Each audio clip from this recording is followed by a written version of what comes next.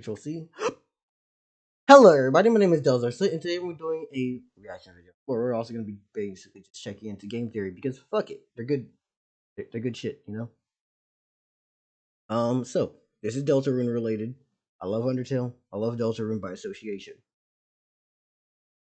So just set that straight.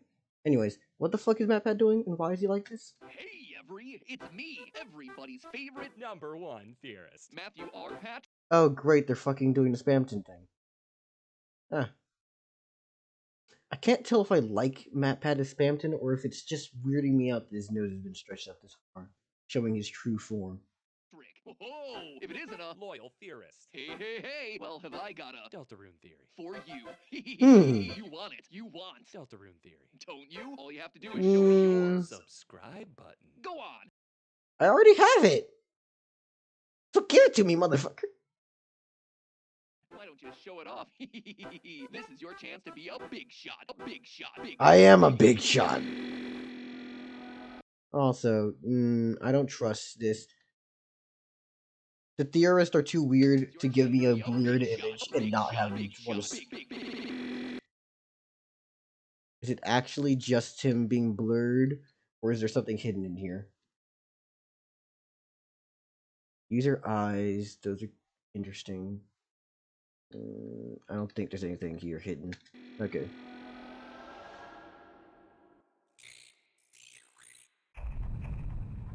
Six theories Hello, remain. Internet. Welcome to Game Theory, the show where everyone's a Big shot. loyal theorist. As I continued around on my time hosting the channel, one thing that was really important to me was revisiting iconic theories from throughout the show's history. And perhaps no theory is as beloved as the Sans' Nest theory. Now, back in the day, this one was a bit controversial. Not exactly sure why, though. It seemed pretty obvious to me that this small boy from Earthbound was the same as this Tumblr sexy man from Undertale. People said I was crazy. And now, all these years later, I finally understand why. You see, after all these years, Toby Fox finally decided to come online and set the record straight, sending me this tweet in the wake of my announcement video. Good night, sweet prince. Are you... Wait, this is a thing? Hold up, is that actually true? That there's this tweet? Please tell me. Is that actually fucking true? Did he fucking send out a tweet? He fucking tweeted him this? That's funny as hell. Suddenly, everything clicked. Sans isn't Ness. Sans and Papyrus are Ness. Ness. No wonder you all were so frustrated about that episode. I am so sorry, and I feel so much better now. Thank you. Anyway, all that ancient history. What I want to talk about today is Toby Fox's latest game, Deltarune. Specifically, the newest chapter, which just released in September of 2021. All right. Okay, I was about to say, I was like, newest chapter? Is there a new one? And it came in September. That was last year. No, it's not. That's not what happened. It turns out that this is just talking about September 2021, which makes sense because I'm aware of that. So, admittedly, I might be a little bit late to this one. And since it's been a hot minute since we last covered the franchise, let me just catch you up with where we stand right now. Off the bat, it's important to remember that Deltarune is a spiritual successor to Undertale. Even though a lot of the same characters show up in both, they function independently from their first outing. This time we play as Chris, a quiet, lonely human child in a world of monsters, adopted into the family of Toriel, Asgore, and Asriel. See what I mean about the same characters repeating themselves? In Chapter 1, Chris gets paired up with the school bully Susie to go find some chalk, only to fall into the Dark World, a fantasy realm of living cards and toys powered by something called a dark fountain. Along the way, they meet a dark prince named Ralsei, whose name is an anagram of Asriel, just something to keep in mind. We quickly learn of a prophecy where I've seen a lot of interesting art of Ralsei. Balance to both the worlds of light and dark. After much ducking and dodging with our heart-shaped object, Susie learns to accept friendship, and together the team defeats the evil king and escape back to the real world, where suddenly the pair find themselves in a supply room scattered with toys and games. It was all pretend, or was it? Either way, it's a happy ending, right? Well, it would have been if it hadn't been for Chris suddenly ripping out their heart, shoving it into a birdcage, and then showing off their shiny new knife. It was quite a twist ending, and it left us with a lot of questions. Questions that we all hoped would be answered in Chapter 2 3 years later. They were not. What did we learn when Chapter 2 finally released? Well, Chris used that knife to eat a pie. No joke, just ate a pie. And from there, Chapter 2 follows a similar pattern to Chapter 1. Susie and Chris find a dark fountain in the library, which leads them to the cyber world. It's there that they find an evil computer queen in the process of capturing their friends, the shy Noelle and the obnoxious know-it-all Birdly. Noelle learns to be confident, Birdly learns to be more humble, and everyone teams up to defeat the queen in the final game. Yeah, totally. That's the playthrough that I saw. Another happy ending till Chris Chris removes their heart once more, slashes their mom's tires, and then uses the knife to open up a dark portal in the middle of the living room. So what does this all mean? And doesn't it immediately fly in the face of that prophecy Rolsey gave us at the start of chapter 1? It specifically sets up Chris, Susie, and Rolsey as the heroes of the story, the ones who are going to restore balance to the worlds of light and dark, and yet here's Chris running around opening dark fountains, making it more unbalanced. Does that mean Because that we're prophecy the then evil. is bogus? Oh no, dear theorists. In fact, instead of breaking from the prophecy, I think Chris is actually in the process of fulfilling it. How? Well, best grab your pencil swords, my friends, because we're leading into simple actions revealing to us how the game is gonna end. The truth hidden inside that prophecy, and who the final boss of the game is ultimately gonna be. So to start with, let's actually jump into the specific quote from the prophecy. 3 heroes appear at World's Edge: a human, a monster, and a prince from the dark. Only they can seal the fountains and banish the angels' heaven. Only then will balance be restored, and the world saved from destruction. Now, this seems pretty cut and dry. We know who the heroes are, Susie, Chris, and Rolsey. We know that the dark fountains turn real-world locations into fantasy-like adventures. We also understand the concept of saving the world. It's video gaming 101. But there's a line in here that I really want to focus on. One that's a lot more ambiguous. Banish the angels' heaven. What? It's a weird thing to say. That's actually... What is an angel's heaven? And more importantly, why would we want to banish something like that? Normally, angels in heaven, they tend to be good things, right? And my initial theories on this game, I suggested that the angel was Azrael, Chris's brother, who's away at college, the one that broke Chris's spirit and... Before we get to it, I'm just gonna say this now. I personally say it's Chara. What'd you miss? You're back? Great. We're in a game theory video. We just did the lore dump on what happened in Deltarune chapter 1 and 2. If you don't know what happened, I'm not going back in the video for you. I'm sorry.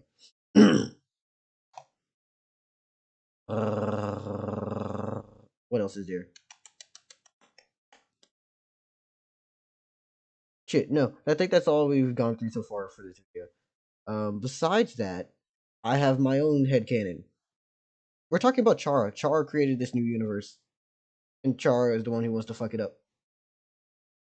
Left them all alone at home. In chapter 1, we're told that Chris and Azrael made an angel for their youth group, only to waste time on giving it massive wings, just like Azrael's final form from Undertale. And given that we believed Azrael to be the one causing Chris to run away and hide in this fantasy dark world in the first place, it would make sense for the angel and angel's heaven to be connected to Azrael. But then chapter 2 came out, and a second challenger for the title of angel came into play, Noelle. Oh yeah! In chapter 1, a young, nervous little reindeer with a crush on Susie, and immediately her connections with angels are obvious. First, there's her outfit, a flowing white gown that looks an awful lot like the white robes that angels are depicted wearing in most religious artwork. During your encounters with various enemy characters, they refer to Noelle directly as Angel. Heck, Noelle herself even says that she wants to turn into an angel. During a romantic Ferris wheel ride with Susie, she says, quote, "It's been a long ass time since I've actually thought about Deltarune, to be fair, right? Looking back and seeing how much the word angel is being used and with whom it's being used, this is seeming like an actually plausible theory. It's lining up to be actually good. I'll fuck it with this one. I'd jump out the window. It's a dream, right? I'd grow big angel wings and fly as far as I can, gazing back at it all. And then there's just a ton of Christ imagery associated with the character. At the end of chapter 2, she's in a Christ pose while being held captive. She can be equipped with a ring of thorns, much like the crown of thorns that... Oh my god, it's literally... Okay, yeah, no, her name Noelle is a reference to Christmas and the birth of Jesus. Seems pretty darn obvious then, right? So Noelle being the angel means that at some point she's gonna turn on all of us and we're gonna have to face her down in order to banish whatever heaven she's fighting for. Open and shut case, right? But hey, that's just a theory and all that. Well, hold on a second. Let's not jump to conclusions just yet. Way back in Undertale, Person the Turtle actually tells us the meaning of the Deltarune symbol. Yeah, in case you forgot this one, Deltarune is actually referenced all the way back in that original game. In it, it says that the triangles represent monsters down below, and that the winged circle in the middle represents, quote, an angel who has seen the surface and will descend from above to bring us freedom. He also mentions that people have started... Hi, Haven. How you doing? Welcome in. Angel of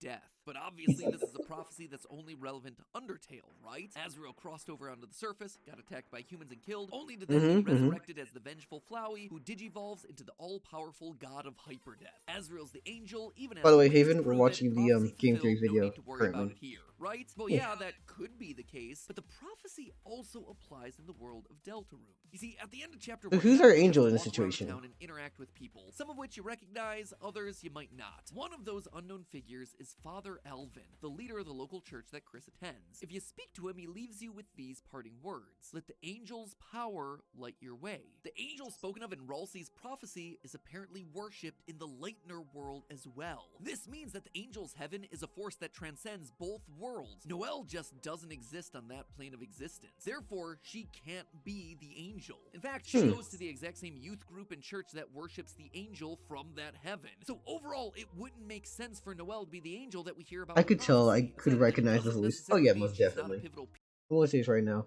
MatPat has a fucking recognizable voice. If you can't understand who he is and you don't hear his voice and go, "Oh, that's the Game Theory man," I don't know who you is. You too young for me to be around. Like, even my little cousins, even like the nephews, they know who the fuck MatPat is. Like, they know who he is. In this prophecy coming true. In chapter 2, Noelle becomes the focus of all the action. Not Mm-hmm. only is it revealed that the cyber world was created by the queen to try and make her happy, but the whole narrative hinges on Noelle finding the strength to stand up for herself and ask for what she really wants. By teaming up with Chris, I wonder, is he at any point going to talk about Snowgrave? Also, by the way, Haven, do you know Deltarune stuff already, or no?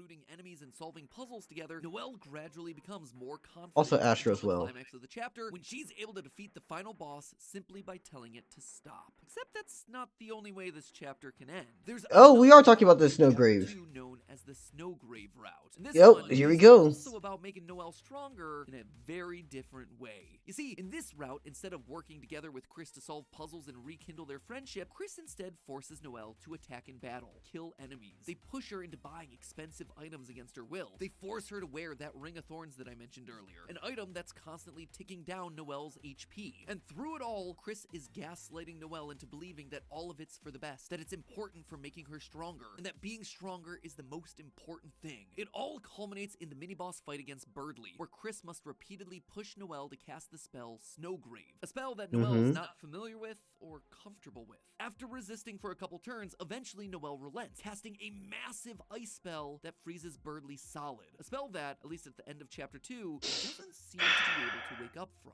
Noelle has become stronger. In fact, she's much stronger now. Her personality back in the light world has once again gotten more direct and controlling, but the journey to get there took a very different tone. So what does any of this have to do with the Angel's Heaven and the final boss of the game? Jesus, Gotta be it's honest, fucking... I lied a bit. Snowgrave is still fucking, that's awful, in my opinion. I can understand someone doing a genocide route in, like, normal Undertale, right? Because you're just playing the game, and if you don't know anything, you're just like, it's a regular beat 'em down, right? You just fight all the monsters and kill them. But Snowgrave, you do more than that. It just feels personal. When I was describing how to get that Snowgrave route. Because while Chris is the character on screen gaslighting Noelle and forcing her into all these uncomfortable situations, Chris isn't the one doing it. It's us, the player. And the game makes it very clear that it knows it's us. At the end of chapter 1, when Chris rips out their heart and throws it into a cage, we are still able to move that heart-shaped object while Chris pulls out their knife. At this moment, the game is making it crystal clear to us that Chris and the player are two separate entities. But in chapter 2, there is much more emphasis put on us and our role in this story. Actually, that does make a lot of sense. Us being the actual Angel of Death, since we are literally telling this person to go and murder. No, that makes sense. Okay, I see the narrative that you're pulling. Fuck yeah. The only way the Snowgrave route can happen is if we pick very specific dialogue options. Options that Noelle explicitly says are very out of character for Chris. She becomes even more aware of us when we respond to her internal monologue, something that, again, Chris should never have been able to hear. At yet another point, she mentions that the voice she hears doesn't sound like Chris's. Our involvement is starting to be noticed and commented on. Back in chapter 1, the only real person to make any sort of reference to the player was Sans, who makes a joke about us having never met before and then winks, the same way he always did back in Undertale when he was pretending not to know about other timelines and universes. He knows that Chris isn't the one in control here, but now other characters are starting to become aware that there's something or someone else at work. I'm starting to feel the amount of actual horror that would be... It would be fucking terrifying to realize that you have no control over your own body as long as this person is in you, controlling you, using you. And they can just reset and restart the world over over and over again. Fuck.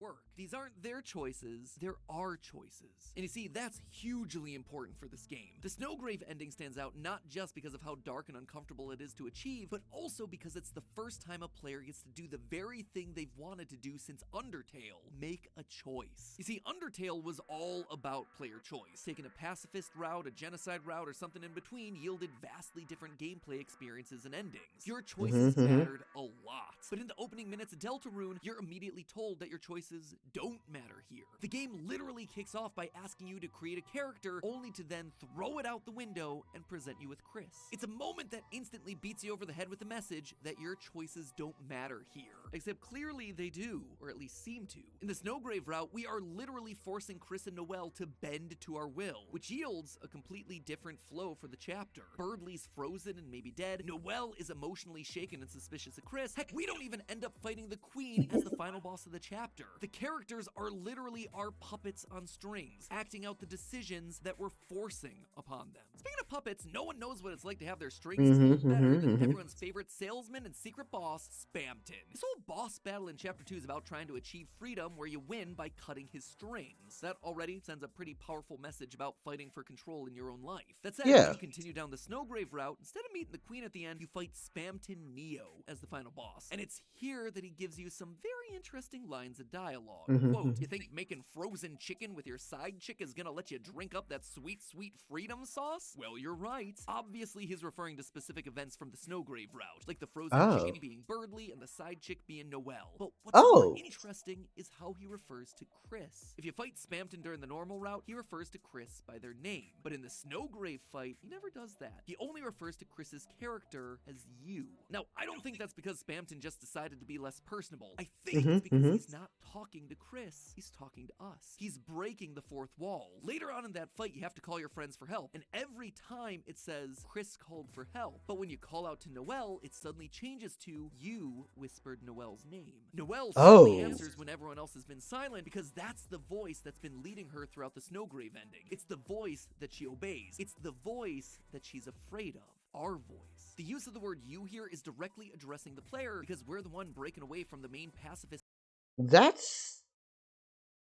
No, this is actually getting really, really good.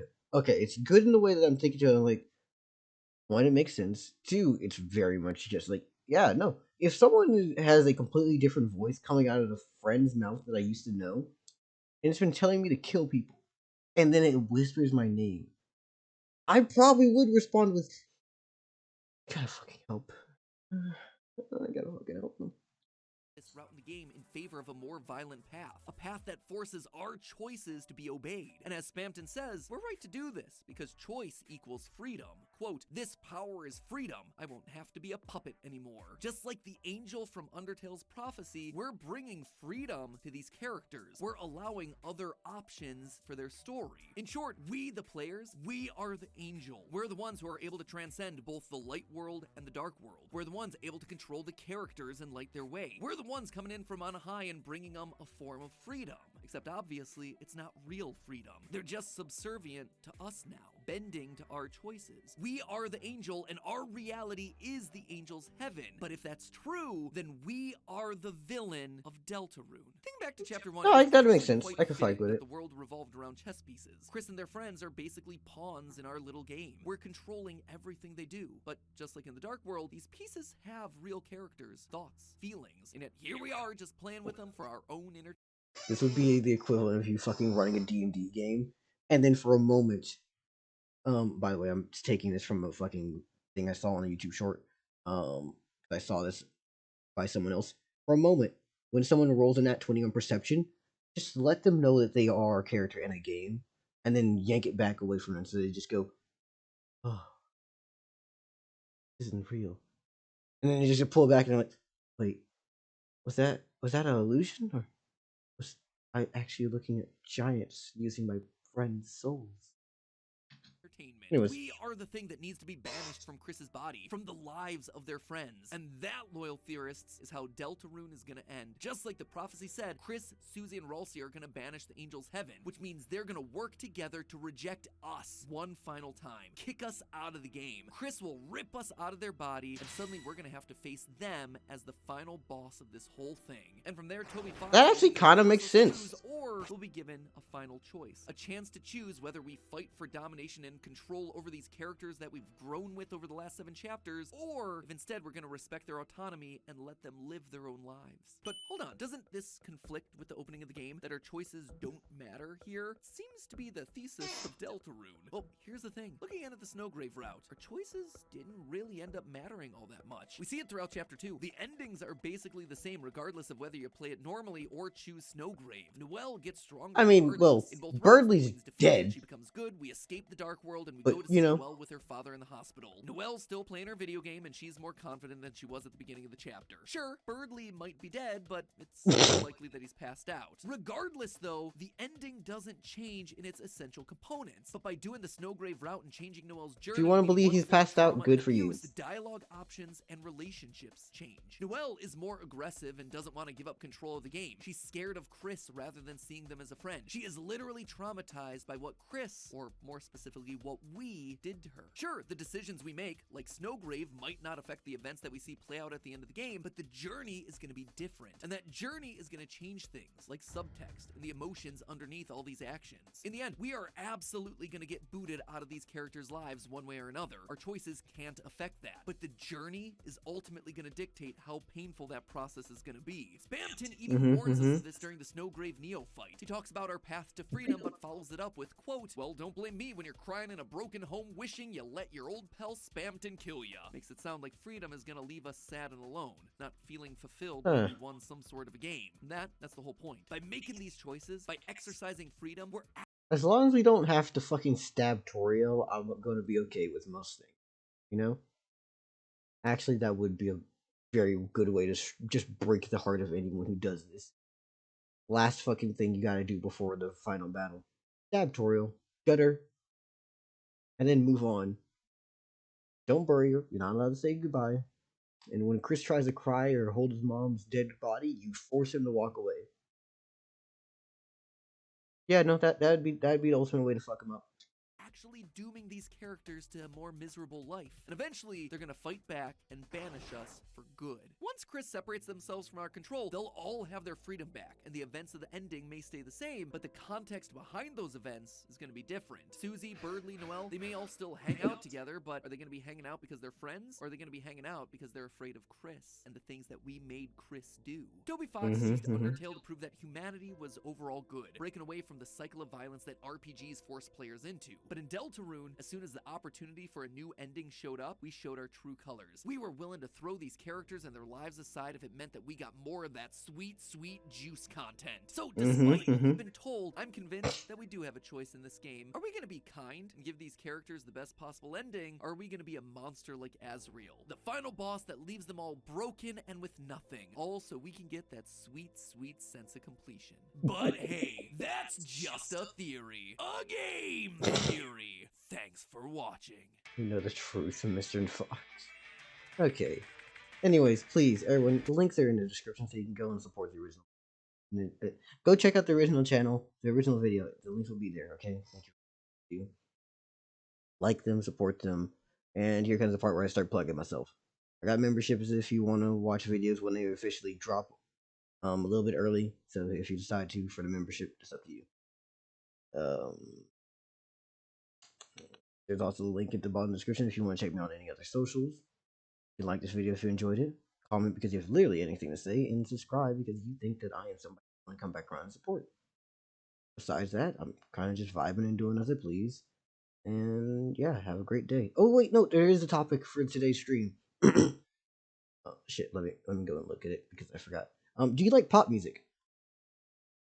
Yeah. Tell me in the comment section if you feel like it. Bye bye.